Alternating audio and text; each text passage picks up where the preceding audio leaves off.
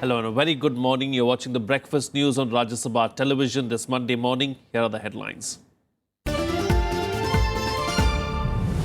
Prime Minister Modi says environment is a collective responsibility. Says if world helps, India will switch to cleaner energy. PM was speaking to the US TV host David Letterman.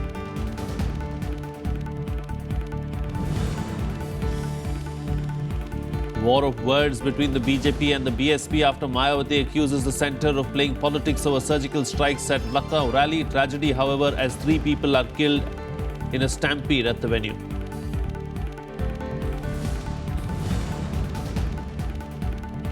Deadliest attack on security forces in Turkey since attempted coup in July. 10 soldiers and 8 civilians killed after van with explosives blows up in Hakkari province.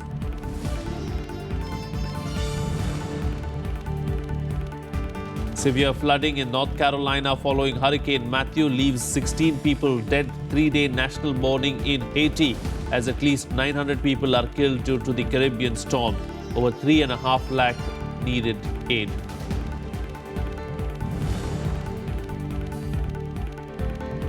And second face-off between US presidential nominees Clinton-Trump debate following leak of controversial Trump tapes. Clinton says video represents who Trump really is.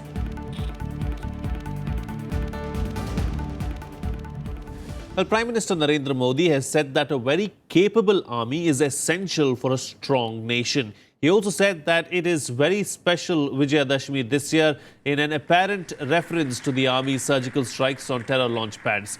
The Prime Minister made these comments at an event releasing 15 books on the life and teachings of former Jansangh chief Deen Dayal Upadhyay, whose birth centenary year is being celebrated by the BJP. राष्ट्र में जो सेना है वो सेना अत्यंत सामर्थ्यवान होनी चाहिए और तब जाकर के राष्ट्र सामर्थ्यवान बनता है।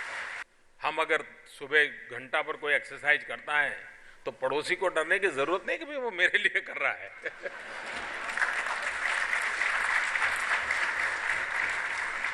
वो अपनी एक्सरसाइज अपने स्वास्थ्य के लिए करता है जी।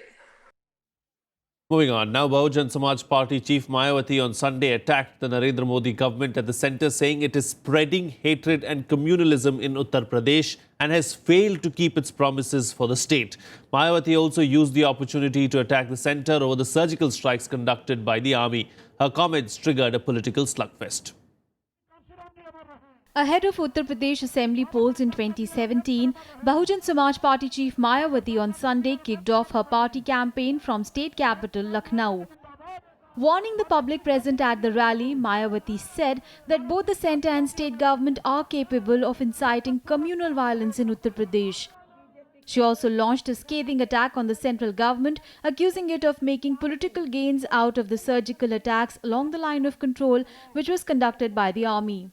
बीजेपी के लोग सेना के सफल हुए सर्जिकल ऑपरेशन की आड़ में जो ये किस्म की नाटकबाजी कर रहे हैं, तो ये सब केवल अपने लोकसभा चुनावी वायदों पर से देश की जनता का ध्यान बांटने के लिए कर रहे हैं।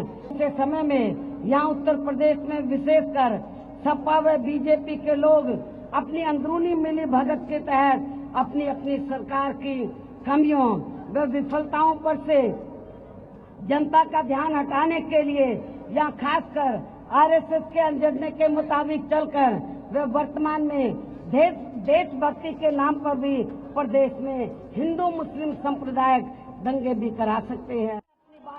Mayawati's remarks drew sharp reaction from the BJP, the party accusing the BSP chief of communalizing the Uttar Pradesh election campaign.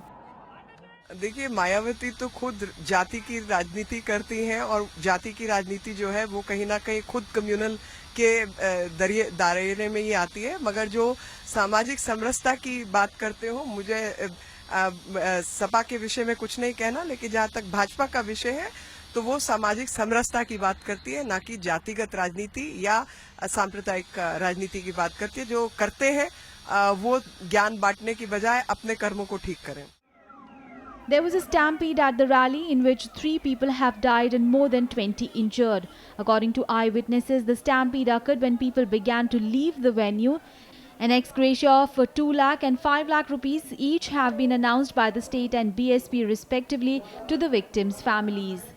Bureau Report, Rajya Sabha TV. Well, Pakistan-based terror outfit Lashkar-e-Taiba suffered the maximum damage in the cross-LOC surgical strikes on terror launch pads carried out by the Indian Army. Assessment reports of radio intercepts indicate that around 20 of its militants were killed. The assessment reports available from the Indian Army field units, which included radio conversations between various Pakistani formations, showed maximum damage was inflicted on LET. PTI is quoting sources as saying that 5 teams culled out from the Army division in the area were tasked to destroy launch pads of terror groups located at Kale, also known as Kale, and Dudnial. In a well-calibrated operation which started on the intervening night of September 28th and 29th, Indian Army moved across the LOC and smashed 4 launch pads that were under the guard of Pakistani post located 700 meters from the LOC. The sources said that the terrorists were not expecting an action by the Indian Army and therefore were taken by surprise. The terrorists, mainly belonging to the Lashkar-e-Taiba, were seen running towards the Pakistani post when they were killed by the Indian troops. Meanwhile, Prime Minister Narendra Modi has said that India can switch to cleaner energy sources from coal if the world provides the technology and resources. He, however, said that until the country got the required resources and technology, he would think of an alternative to meet its rising energy demand. The Prime Minister's statement comes in the wake of India ratifying the Paris Climate Agreement. He said this to a question on American TV host David Letterman's documentary series, Years of Living Dangerously. As per the Paris Agreement, India has committed to ensuring that at least 40% of its electricity will be generated from non-fossil sources by 2030. The PM said, and I quote, "They, which is houses, need electricity which should be provided to them. That is the people's aspirations should be fulfilled, and this is our responsibility, but not at the cost of nature. If the world helps me technologically, provides us with the resources, I would be the first person to emphasize on switching from coal to cleaner sources of energy. Until I am able to do that, I will think of something else," unquote. The Prime Minister also said that environment is a collective responsibility and that in today's world, no country can remain isolated.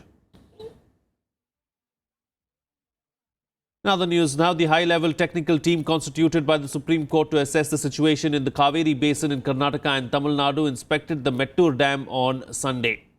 Headed by the chairman of Central Water Commission, G.S. Jha, the team took stock of the situation, including the water level, inflow and discharge in Mettur Dam.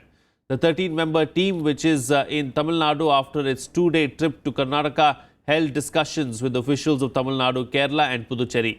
Tamil Nadu Minister Edapadi Palanisamy submitted a memorandum to the team, even as a group of farmers made a representation for the constitution of the Kaveri Management Board, stating that only it could resolve the vexed issue.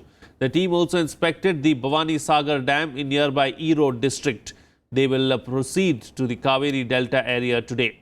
It will inspect the situation in Tanjavur, Tiruvarur and Nagapattinam and submit its report containing their assessment of both Karnataka and Tamil Nadu to the Supreme Court on October 17th. For 2 days we will be doing collecting the data for assessing the ground realities. Okay. And then we will be preparing report. The committee will prepare that report and we will be submitting it to Honorable Supreme Court. Well, in other news now, expressing extreme disappointment with delay in completion of IMF quota reforms, India has stressed that the fund should strictly abide by the new deadline set for the 15th General Review of Quota.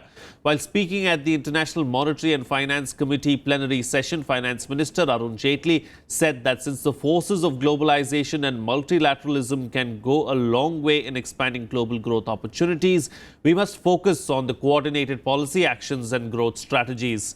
Expressing India's extreme disappointment, Jaitley emphasized that the fund should strictly meet the new deadlines. The events were attended by select finance ministers and central bank governors. Comprehensive review of the current quota formula was completed in January 2013 when the executive board submitted its report to the Board of Governors.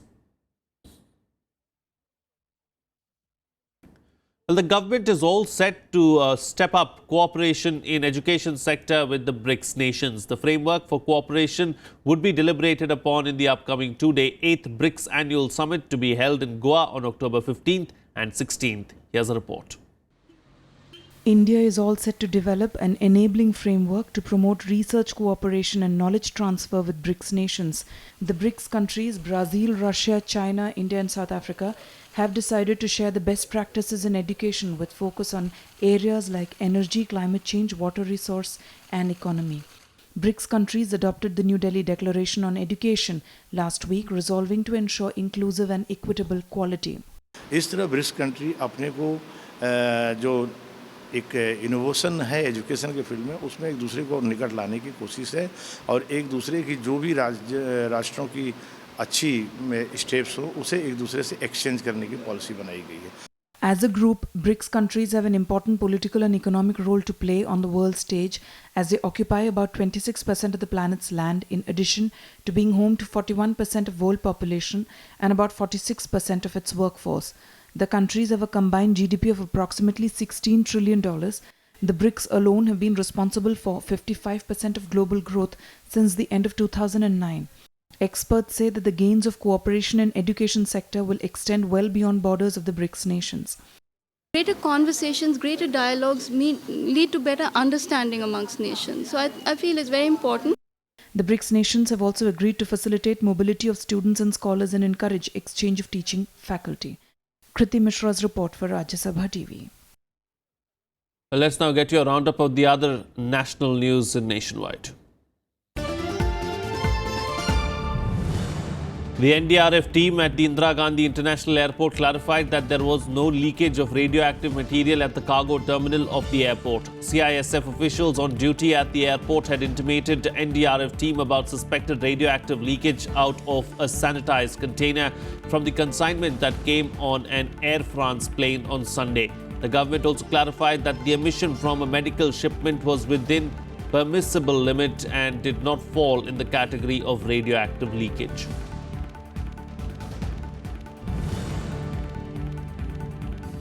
Amid rising tension over the health of Tamil Nadu Chief Minister Jayalalitha, Union Minister M. Venkaiah Naidu visited Apollo Hospital in Chennai and said that she was responding to treatment. Other political leaders also visited the hospital, including Puducherry Chief Minister V. Narayanasamy. Jayalalitha had been admitted to the Apollo Hospital on September 22nd, citing poor health condition with complaints of fever and dehydration.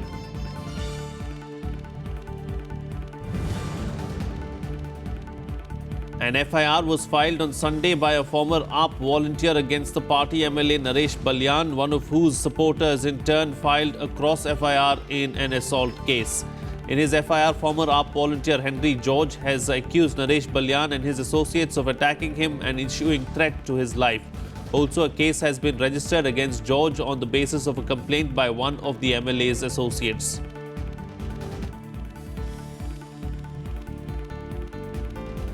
Well, it's time for a short break now, but news and updates will continue on the other side. Stay tuned. We'll be right back.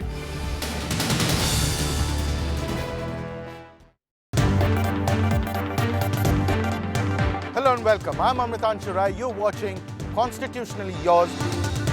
इस तरह का वातावरण बनाना पड़ेगा कि महिलाएं भी स्वयं आगे आए.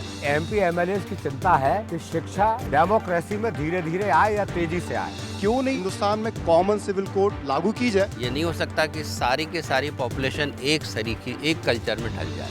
Join us as we try to understand contemporary issues related to the Constitution. Watch Constitutionally Yours on Rajya Sabha television.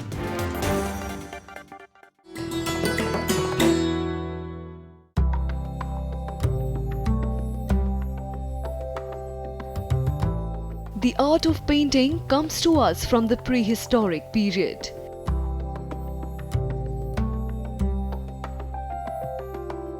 Paintings are also a valuable source of information about their age. Like this depiction of the wedding procession of Dara Shikoh. The eldest son of Mughal Emperor Shah Jahan had a Mughal wedding with distinctive Indian elements. Like the veil he wears, to the pomp and show of the Bharat in Hindu weddings.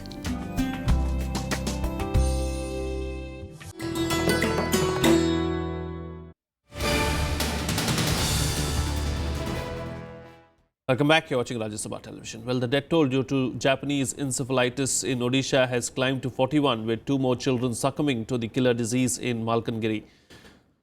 The health workers have been suspended for alleged dereliction of duties. 20 more patients have been admitted to hospital with the disease on Sunday. The number of patients with the Japanese encephalitis admitted to the district hospital for treatment has touched 137. Unconfirmed reports puts the death toll due to the deadly disease at 44.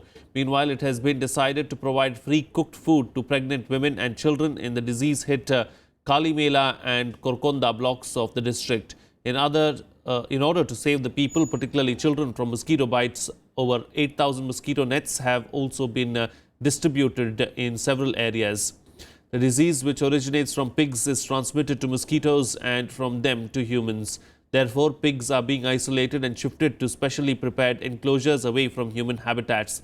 The situation in the backward district following spread of Japanese encephalitis was also reviewed by state officials. Well, let's now bring you up to date with the news and events lined up for the day in our segment, The Day Ahead. Human rights crusader Irom Sharmila Chanu is likely to set up a new regional political party to contest the upcoming Manipur assembly polls due early next year.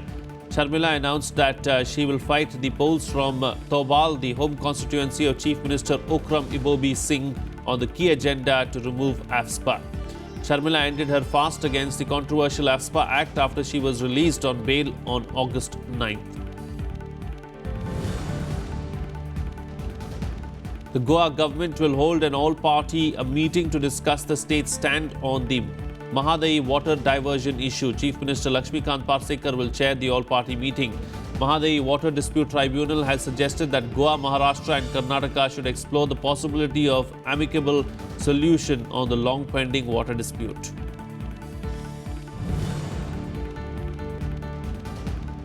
The winner of the Nobel Prize in Economic Sciences in memory of Alfred Nobel will be announced later today. The top contenders of the prize might be Olivier Blanchard for contributions to macroeconomics, Edward P. Lazniak for developing a distinct field of personnel economics, and Mark J.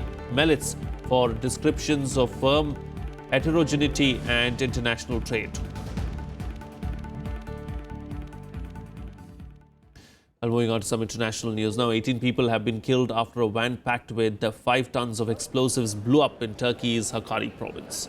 10 soldiers were among those killed. The attack has been blamed on Kurdish militants. This is the most deadly attack on Turkish security forces since the attempted coup on July 15th. The attack targeted a security post in Hakkari province as security forces were searching vehicles in Semdinli district. In a statement, the Hakkari governor said a vehicle refused to stop as it approached a checkpoint, resulting in soldiers responding with gunfire. Militants then also started shooting. Over the past 2 months, the military says it has killed a total of 387 PKK militants in Hakkari province. Over the past 15 months, attacks on the Turkish security forces have continued on an almost daily basis as the government has pressed military operations against the PKK to rid urban areas of fighters. Bugün Şemdinli'de, Hakkari'de maalesef alçak terör örgütünün canlı bombayla saldırısı neticesinde şehitlerimiz var.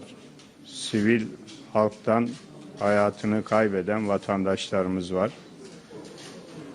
Şu an itibariyle 10 askerimiz var şehit.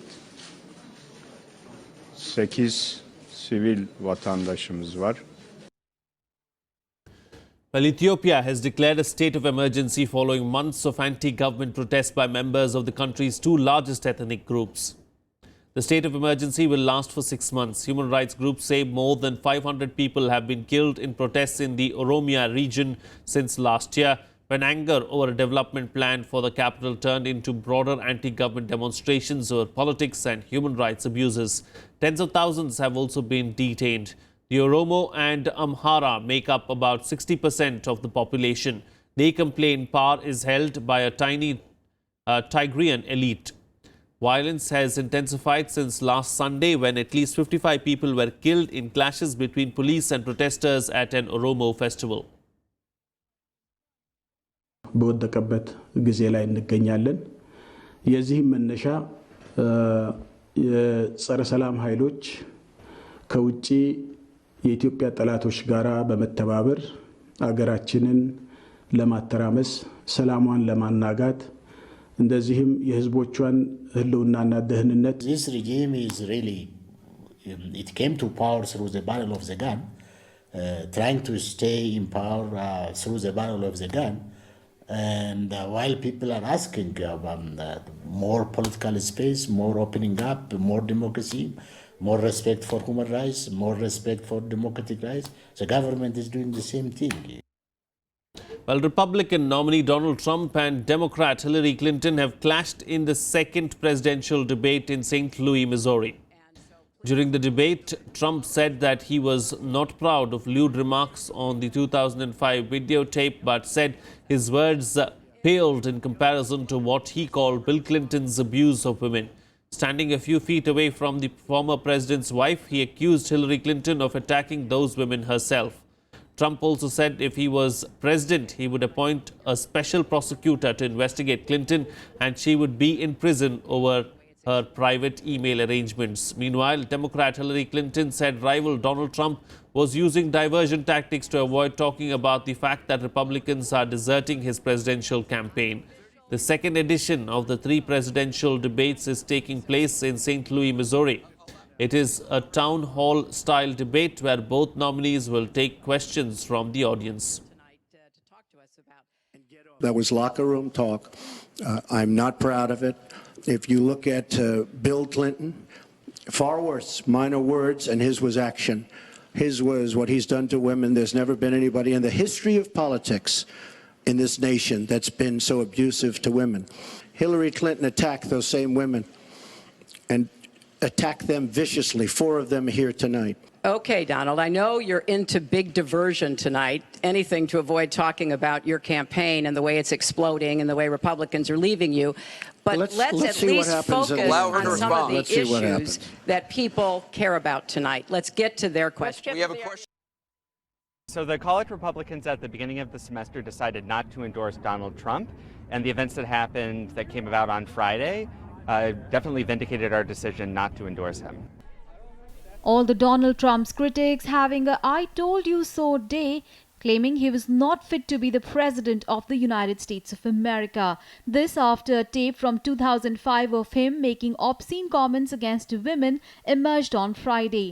After his not-so-impressive performance in the first presidential debate, the stakes for this debate would have been high in any event. Now, after the release of the video, Trump is in worse shape and in far greater need of a surprising, campaign-changing performance. Demeaning women, degrading women, but also minorities, immigrants, people of other faiths, mocking the disabled, insulting our troops, insulting our veterans. Not a character trait that I would advise for somebody in the Oval Office. Since the tape emerged, at least 33 Republicans have withdrawn their support for Trump ahead of the general election in 30 days' time, or have called for him to stand aside. But Donald Trump shows no sign of a contrite approach, adding he will never drop out of the race to be president. He's in the race and he's going to remain in the race. He was selected by more Republican voters than anyone has ever been selected in a Republican primary. He owes them the duty to run. Striking a further defiant approach, about an hour and a half before the debate began, Trump hosted a short news conference with 4 women, all of whom said that they had been mistreated by the Democratic nominee Hillary Clinton or her husband, former President Bill Clinton.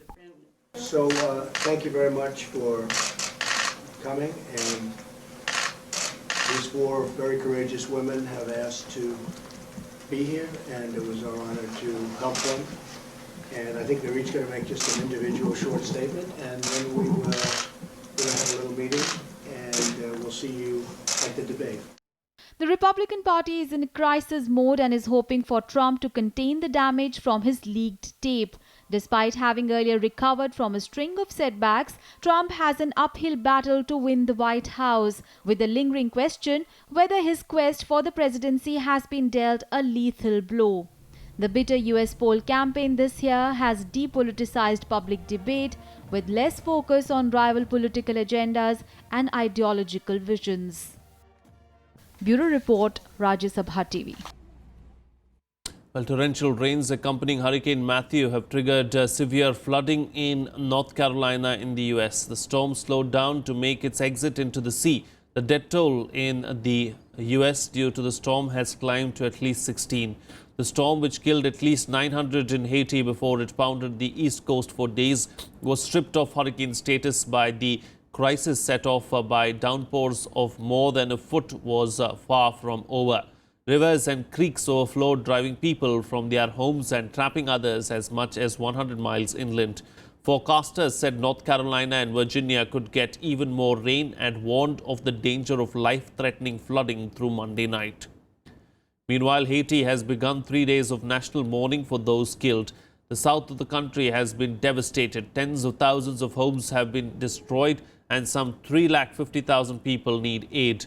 Cholera is a major fear, with several deaths reported, as are food supplies given the destruction of crops. Here's a roundup of the other international news in World Wrap. Iran, which is keen to join the China-Pakistan Economic Corridor, has started talks with Pakistan to extend the ambitious project to the oil-rich nation. Iran's envoy to Pakistan, Mehdi Onardust, held talks with CPEC Projects Director Zahid Shah to discuss fields in which Iran would be able to participate and play an active role in the CPEC. India has already expressed concern over the $46 billion CPEC project that passes through Pakistan-occupied Kashmir. Colombian President Juan Manuel Santos has said he will donate the money from the Nobel Peace Prize to help the victims of the 52-year-old conflict in his country. He was awarded the prize for reaching a peace agreement with the FARC rebels group last month. The deal was rejected a few days later by the Colombian voters in a referendum. About 260,000 people have been killed and more than 6 million internally displaced in Colombia due to the war.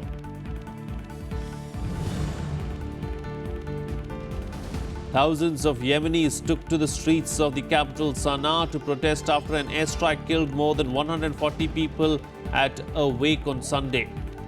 Demonstrators gathered outside the UN headquarters demanding an international investigation into the strike blamed on the Saudi-led coalition. Saudi Arabia has not acknowledged any role but pledged to investigate. Some sports news now, and news from the cricket field. On the second day of the third cricket test in Indore, New Zealand were 28 for no loss in their first innings in reply to India's massive first innings total of 557 for 5 declared. Martin Guptill was on 17 and Latham on 6 at stumps. Earlier, Indian skipper Virat Kohli scored 211 runs, a double century again about 2 months after his first in July this year against the West Indies in the Caribbean. He has 13 test centuries and 12 half-centuries in his 48 test matches. Meanwhile, he also crossed the 3,500-run mark in test matches during his innings. Besides Kohli, Ajinkya Rahane, with his scintillating 188, also contributed significantly to India piling up the massive first innings total of 557. The duo put on 365, India's highest ever partnership in the fourth wicket. New Zealand were trailing by 529 runs at the end of the second day's play today. India have won the 3-match series, taking an unassailable lead of 2-0. Well, that's it on this edition of the Breakfast News. Have a good day.